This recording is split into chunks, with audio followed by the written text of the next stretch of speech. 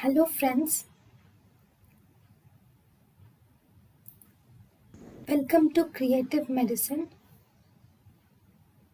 In this lecture, we will learn about NSAIDs, which are non-steroidal anti-inflammatory drugs.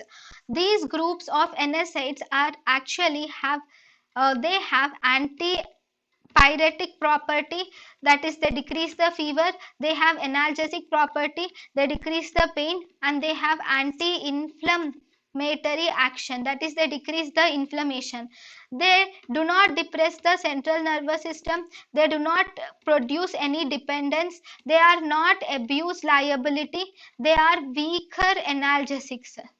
They are also called as, they are non-narcotic because they are not causing any abuse potential.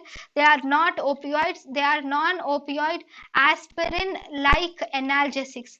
Aspirin is one of the drug belonging to NSAIDs. So they act on peripheral pain mechanisms. They act on peripheral pain mechanisms, but also in the CNS they raise the pain threshold.